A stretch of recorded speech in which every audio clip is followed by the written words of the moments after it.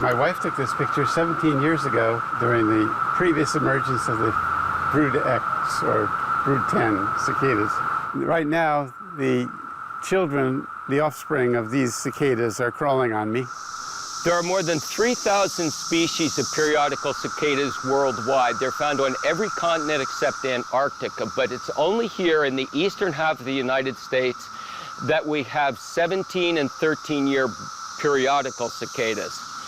Part of what makes this so special is this particular brood, which we call brood 10 or brood X, which makes it ever much so more mysterious. X marks the spot. This is the most widely distributed brood of 17-year cicadas found anywhere on planet Earth, all the way from Georgia to Long Island, New York, and west to Ohio, Illinois, and Indiana. This means that in the eastern half of the United States, we're going to have billions, if not trillions, of periodical cicadas interacting with tens of millions of human beings in their backyards. That's going to create some very interesting situations.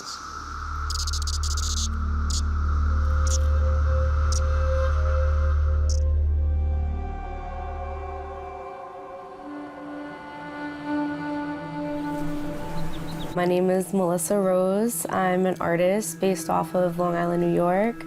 And right now we're in Southfield, New York. We're at my grandparents' old house, this place from my childhood where I used to run around and pick up the rocks outside with my grandma and find bugs and watch the cicadas emerge. And it all really impacted me.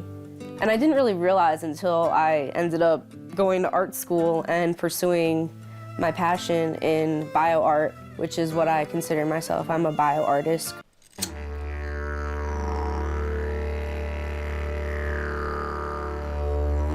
This is my very first bio altar that I made. I have a few cicadas that are showcased in this piece that I used, and both of them were found on Shelter Island with my father when he took me to the nature preserve that he was working at. A lot of the things that have inspired me have been these symbologies within the insects that I have found throughout my lifetime in my childhood that I held on to. And for a while I kept them in these little boxes in my room, and I was not sure what to do with them until one day it just dawned upon me to make a place of worship for them and somewhere where I can honor them. I'm Doug Wexler. I'm a photographer, naturalist, and children's book author, and I live right here in Chestnut Hill in the northwest part of Philadelphia. So this is my latest book. The Cicadas Are Coming, Invasion of the Periodical Cicadas. I came to Rock Creek Park to look for cicadas, and I think I'm here a little bit early, but right now I'm looking for nymphs, which are underground. The nymphs spend their time feeding on tree roots, and then in the spring, they build a little tunnel going up to the surface. Often that tunnel will hit the bottom of a log, and you'll often find the cicada right there at the bottom of the log. There's the nice red eye. In a neighborhood like this one in Rockville, it's a great place to find cicadas. You can see the old trees and the lawn. Well, it means this area hasn't been disturbed for a long time, at least not completely disturbed. Oh, look at this. Wow. There's a tunnel, 1, 2, 3, 4, 5 tunnels under here. They're ready to emerge as soon as the conditions are right. And those conditions include the 64-degree soil temperature. After a good rainstorm, when the soils reach that temperature, they'll come out by the millions. This is my very first sketchbook that really started off my interest with cicadas and their symbology throughout my art. This cicada wing I actually found in the Greek mountains, and that was the first cicada I ever saw, and it really sparked a lot of inspiration. Multiple shedding of the shell of the cicada symbolizes the many stages of transformation required of a person before all illusions have been broken and one reaches enlightenment. In Japanese culture, the cicada is seen as a symbol of reincarnation since they are constantly shedding their skin and leaving behind nothing but an empty shell. They're also symbolized as evanescence due to their short lifespan.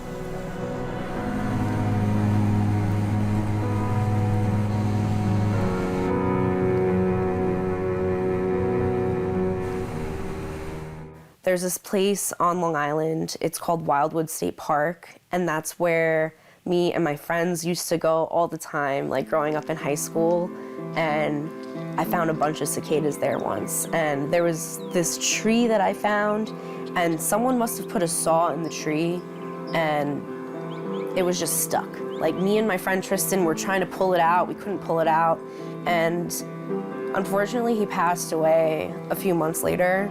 And I remember I went back to the tree and there was a cicada on the saw, and that's what I based one of my paintings on, because I honestly felt like it was him coming to visit me. I really feel like it's all symbolic with each other, because so many things in life are just like so ephemeral and they pass you by, like the cicadas are. And they live underground for like 13 to 18 years, and then they come up just for 3 weeks. And they buzz around and they sing their songs and they dance, and then they kind of die. It can make you sad, but for me, when I think about my friend, it just makes me really happy because, sorry, he had a really good life, even though it was short, and it reminds me a lot of the little cicadas. And when they sing their song, like, I feel like he is like with them singing. And it's really beautiful. And yeah, I made a short film in my sophomore year of college that highlighted on that. And I made a piano song.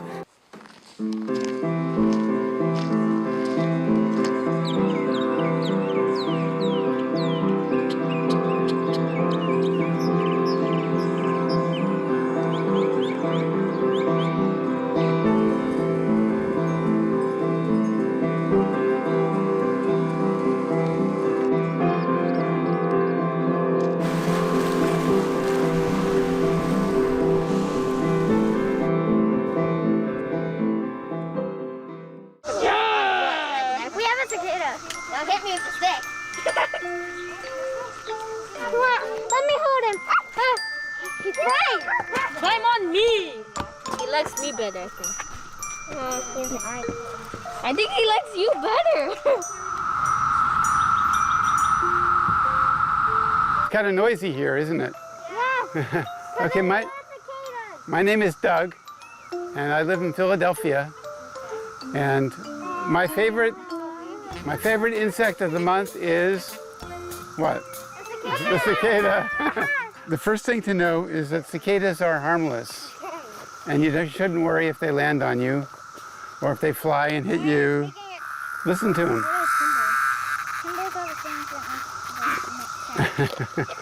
So, this guy's timbals are shaking. okay, what's a timble? A timbal is how they make their sound. Okay, and do you know how they make it?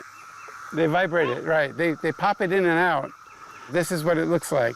I found a dead one and I cut it open. Oh, like a bite. My brother So stepped on an adult's head. these things are muscles, and they move really fast, popping this little drum in and out. Notice also that the cicada, this is a male cicada, it's empty inside. The reason it's empty is because it's like a musical instrument, like a guitar. It has a space inside that allows the sound to resonate, improves the sound and amplifies the sound so that the song carried farther. So once the cicadas are up in the treetop, it's all going to be about romance. It's very much like humans. Once they get eyeball to eyeball, the male cicadas has to use his very best performance to try to convince that special someone that they should hook up and she should be the mother of his nymphs. He's going to use a variety of courtship songs, and his performance has to be good because, as everybody knows, it's always the females that get to choose. We think the one that sings the loudest, just like in the club, has the best performance. He may be the one that wins. Singing loud, singing long, may win the heart of the female cicada. That's what he's hoping for.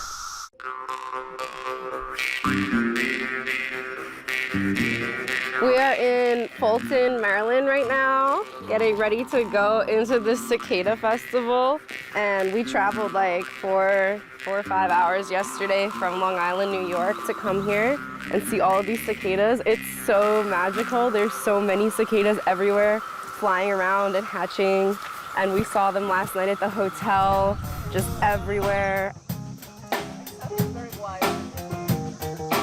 Yeah, I wasn't sure how locals really react to this, because, oh, bye. Oh, he just hit the car. Locals are kind of like on like different ends of the spectrum. Like there's like a whole festival for them over here, and a lot of people are excited. But even last night, I met a couple of people who didn't really like the cicadas. There was this one lady who said that she absolutely hated them and she was scared of them. And they used to fly into her hair when she was a little kid, so she just didn't have like great memories of them.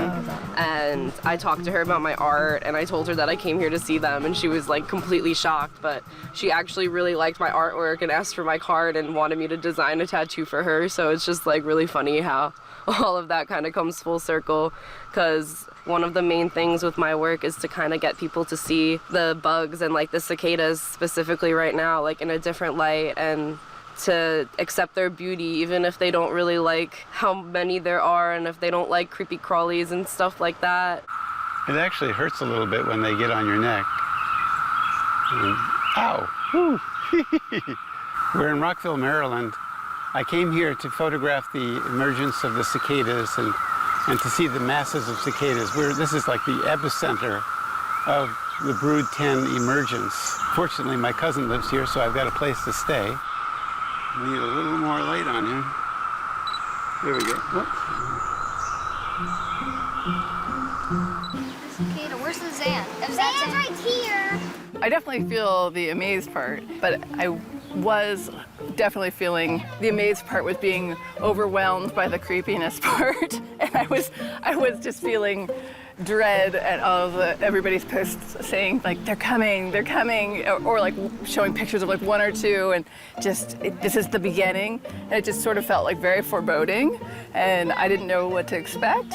I think I'm trying to counteract that sense of dread by trying to find the sense of wonder, and I want to be able to go outside every once in a while. I was afraid of cicadas. I mean, they were very creepy. Kinda. A little bit. Kinda. Don't creepy. insult him. Jeez. You are afraid of them. Hey, not that much. Anymore. Yeah.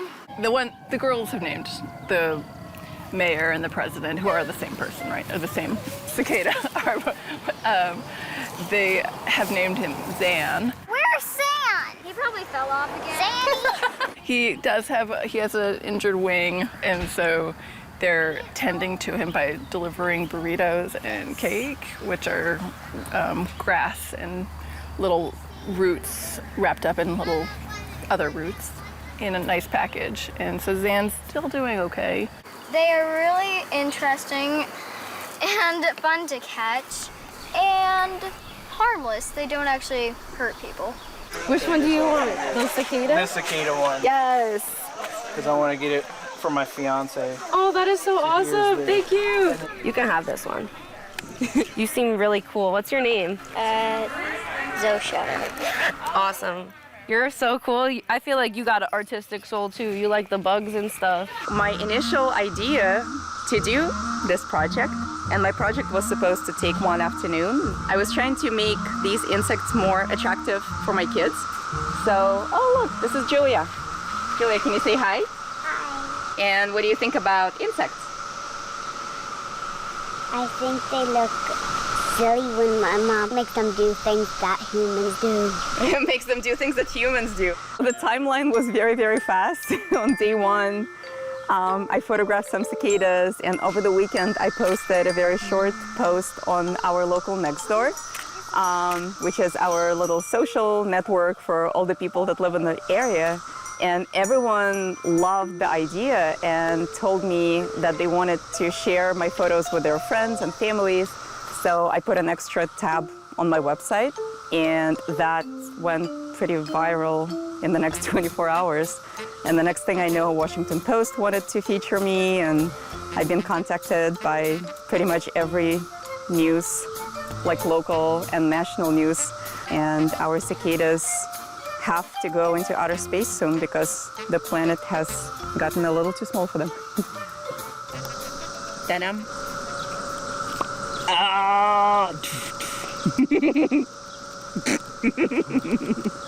So obviously some of the cicadas do not have very high tolerance for alcohol because they are already passing out.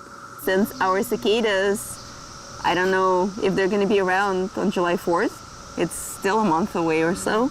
I decided to throw them an Independence Day party to make sure that they have lots of fun before their short lives are over. Oh no, there's a fist fight. Look at that. Oh dear. So this was one of my earlier sets. It's kind of simple, but it's just lots of fun. It just rings true with a lot of people who, after a year and a half of being in lockdown, are looking forward to just celebrating with their friends and families. And grill.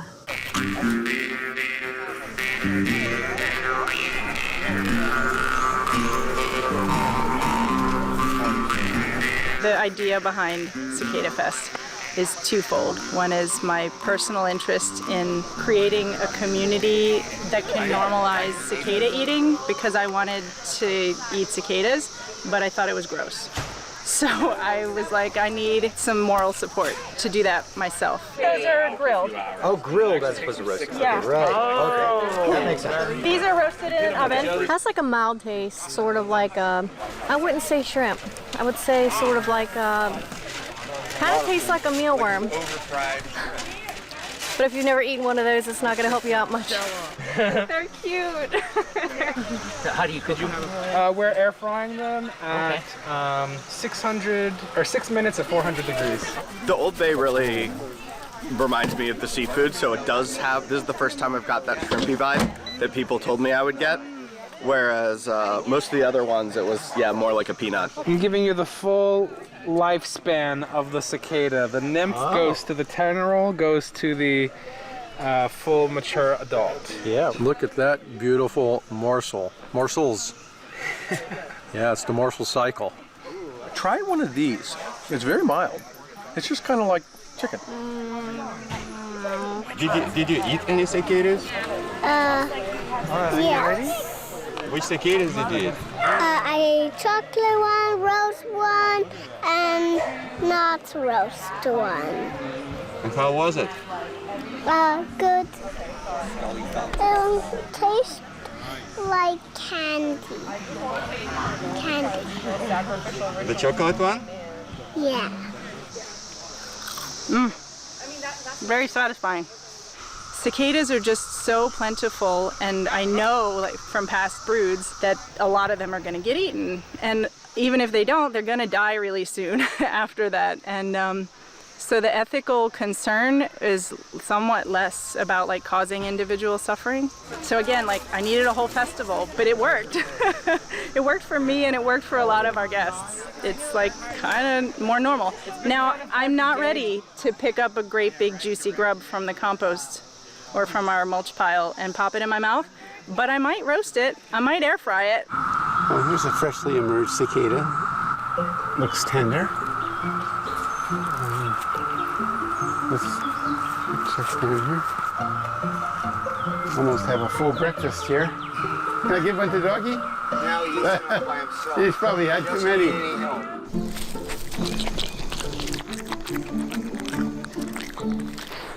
I think I'll freeze these cicadas before I cook them, just to be a little kinder to them and also to keep them from turning dark. Give them that nice white color. See how they fry up.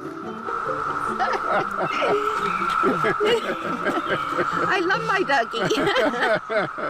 17 years ago, I still was here. Cicadas are back. And oh my goodness, today, the roar was so loud, it was inside that I heard it. I thought there was more traffic, but no, it was the cicadas. I mean, they're not that bad. Like, I don't mind it. But... What is that? It landed on my finger. Oh, okay. Oh my God, it's right there.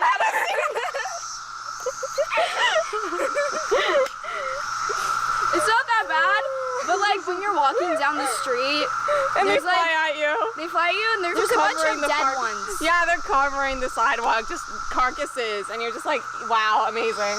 Yeah. So like you're walking around, you have to be like this so you don't step on any of them. You just kind of go. Yeah, you almost stepped on it. I know. You stepped on I that did one. step on it. So this is a decibel meter. When we're quiet. Yeah, the cicadas basically make it go up to 70. 70, but, 80. Yeah, but yesterday it was really loud, so it went up, like, it was more loud, so it went up to 80. On the thing, it says when it's at 80, that it sounds like a food blender. Oh yeah, food blenders are always So really it's like loud. basically like having a food blender outside at all times. You think it's a male and a female? It might be more than fighting. See, when they meet up, like, how do they, like, say hello? How are they going to I initiate? think they just ignore each other. You think they'll just pass each other by? Yeah, they're not into the mode yet. Oh. The ones up in the trees might be. Well, I guess There goes one. that's probably why the males are singing. It's a cicada palooza, and it's all about romance. The guys, those teenage cicadas, are rocking out. They've been underground, social distancing, living a COVID-like existence for 17 years. And hey, they're teenagers. They're gonna sing, they're gonna have romance. Much the same way we're taking off our masks, we're getting together with friends to socialize, listen to music, and have romance. So let's paint a scene, a fantasy dream, imagining heaven on earth, anything. When they are coming out of their shell, when they're molting, they have so many things that can go wrong, and so they'll like damage their little soft body slightly. Yeah. And then they begin to lose hemolymph. So I noticed in watching them, and it turned from clear to opalescent to gray to black as it was oxidizing with air exposure. That's so wild. So it's just like this really magical thing that was happening while we would collect them, and they would be, you know, they would have dropped from the tree and be slightly bruised or something, and then this liquid got blacker and blacker. So I thought, let's paint with it. And it turns out it makes very color-fast ink. I've done some solar tests, and it does not disappear or fade in the sun either. So it's like really color-fast. Like my husband is a deer hunter, and we use every part of the animal, you know. And it's the same even with foods and plants. If I harvest herbs for soup, once I strip the leaves off, I'm like, well, these herb stems, I don't want to waste them either. So they go in like the stock pot. So cool. Take something else out to eat. There's something else you want? Do you care for some? You know, we've been married for 25 years. We don't want to stop it right at this point. I forgot to think about whether the males and the females taste different. I'm sure the females taste best.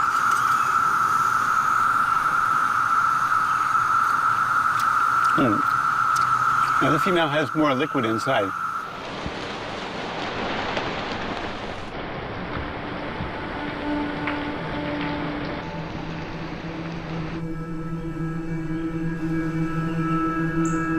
If you look at the role of cicadas in the environment, it's kind of like a big bonus. They come out every 17 years. Quite a number of animals probably get a big population boost during that time. So this bluebird caught a cicada just after it had metamorphosed. It's still white and pale, so it's nice and soft. It's going to bring it back to the nest box and feed the young with it. This is the male eastern bluebird. What happens to all the bodies? Yeah, they decompose, the bacteria break them apart, and things eat them, and they become part of the soil, and they feed the trees that fed them, right? And when they feed the trees are healthy, and they feed the new cicadas. It's like the food is going into the cicada. Like a cycle. It's a cycle, right. Ooh.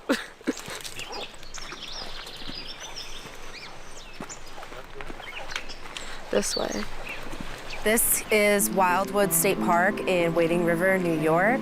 This is a really important place to me. This is actually where a lot of my art was inspired from. I came here with my friend Tristan, and there used to be actually a tree right in front of me that we memorialized and put one of his funerary cards on, and it just so happened to have fallen down. A lot of this place has been eroded.